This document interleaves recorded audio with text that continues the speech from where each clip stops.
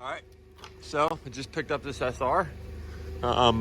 Supposedly it ran, but we're gonna find out. So I'm gonna put it on a pallet, get it in the shop, clean it up a little bit, and we're gonna start this thing up on the ground.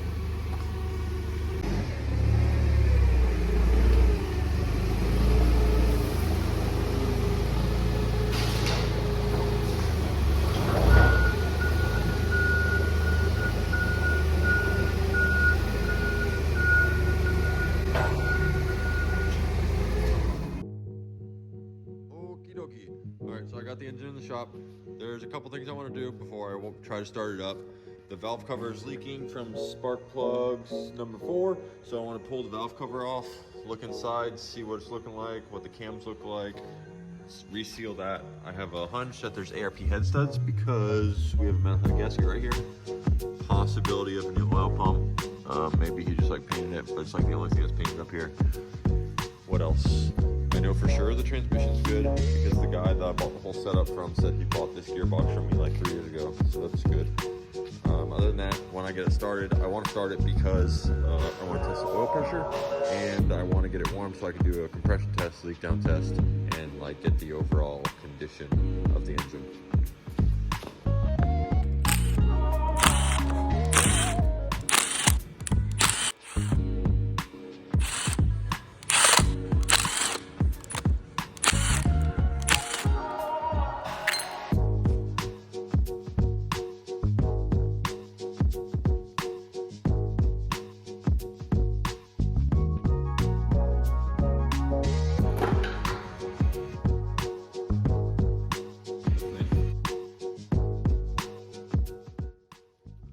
All right, look what we got. It's really, really clean in here. This head was definitely just refreshed.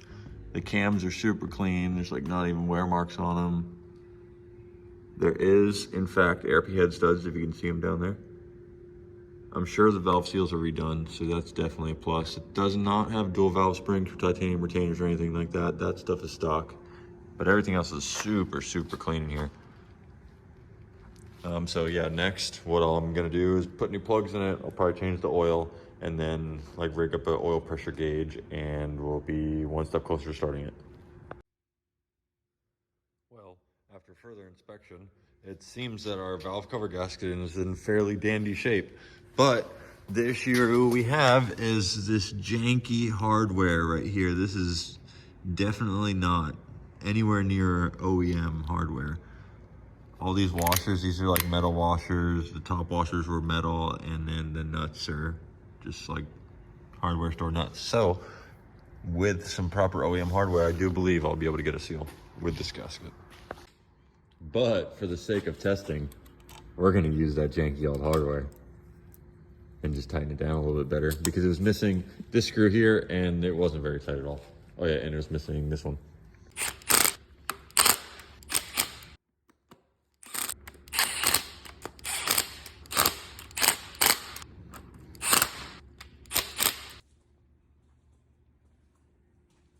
Spark plugs seem to be burning fairly consistent. A little burnt up, but let's get them cleaned up.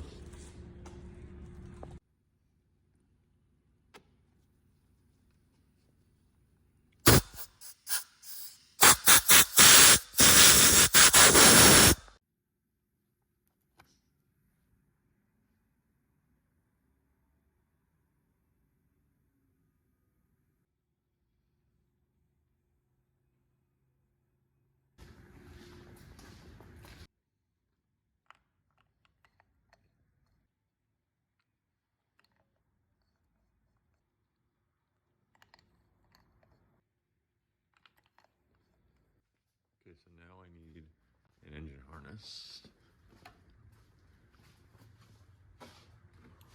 Yeah, actually one of these. Nice.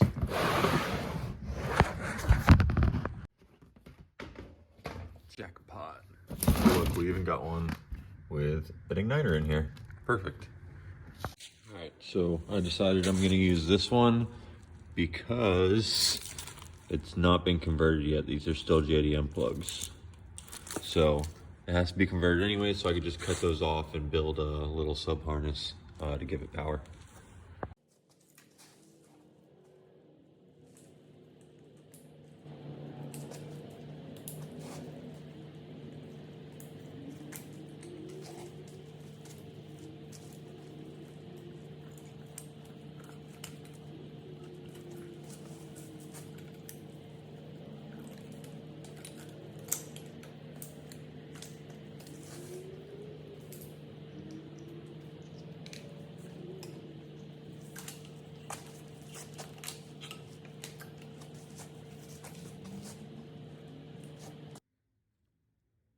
I was taking these coil packs apart just to clean them out a little bit and check them out. And this one, not only did it have a crack, but it was also missing a spring. So I went back into my parts bin and got another one. Oh, that one's cracked too. Back I go. All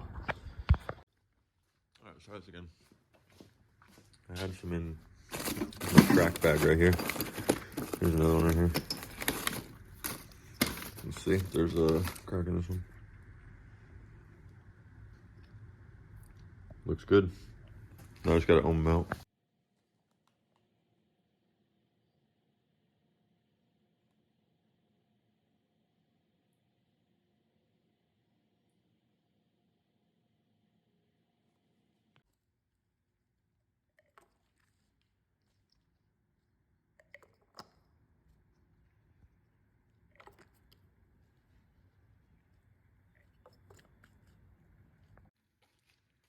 I just pulled the exhaust manifold off. I just got curious, wanted to look inside the ports, see if they were like oily, see if the valve seals look like they've been replaced, and they do.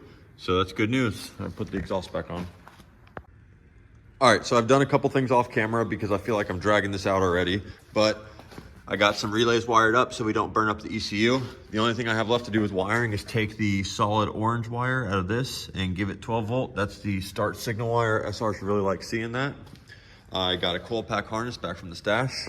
I had to make my own SR wiring diagram because FR Sport and Zilvia are down. I went and bought an oil pressure gauge, and then immediately as soon as I got back to the shop, I was like, wait a second. I have an oil pressure tester kit, so I can return that. I put some fuel lines on, got the fuel pump there. What else? I think it's about ready. I put the turbo back on. We're gonna start this sucker up with open downpipe, just let her eat. And I put oil in it, and we're basically ready. I just gotta go get some gas and then get a battery out here and it's ready to go. I have our battery pack hooked up. I have my gas tank right here. Fuel pump in line, and alligator clips absolutely everywhere. Don't be confused by all the wires. I have a pretty firm grasp of what's going on here, I do believe. We got a ground coming back here, straight to that. We have starter power wire. The blue clip is gonna be my starter signal wire. The yellow clip is gonna be ECU relay power. The red is for fuel pump. This green one right here, as you can see, I grounded it out here. So you can tell the engine does have solid ground, and I do believe we are ready. I'm just gonna test for power at the ECU, and then we're ready to start it.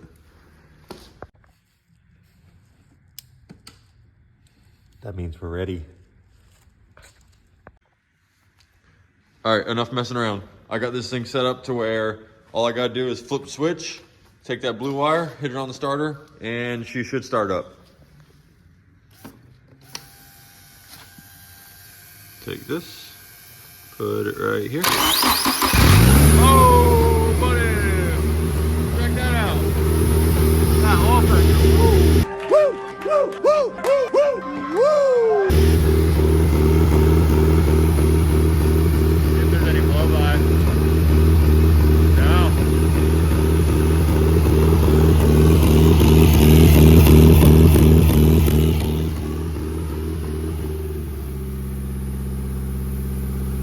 Look at that.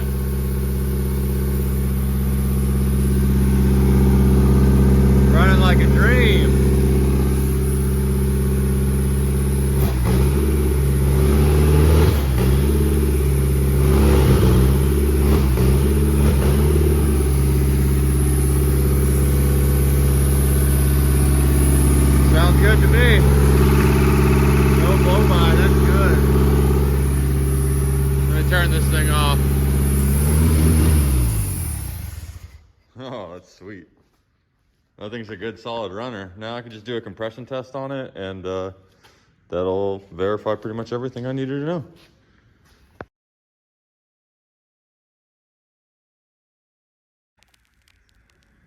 All right, so I'm just gonna go ahead and admit this one here. So last clip I said I was gonna test for power at the ECU. I tested for power at the ECU, and there was in fact power at the ECU. I tested for spark next, and I just couldn't get spark. I pulled out the test light, and I was testing continuity everywhere. I was getting power to the coils. I changed the igniter. I put a new engine harness on it. I changed to a different ECU. I was checking ground. There was ground everywhere, and the only thing I didn't change was coil pack harness. So I started thinking, I was like, man, I know this coil pack harness came out of a running car. And then I started thinking, I was like, it came out of the black car. And what I did to the black car was I put R35 GTR coil packs on it, and that bypasses the igniter. And you swap over the middle pin to the outside pin, and that was still done. So I just repinned all this. Now we have spark, and it's ready to start.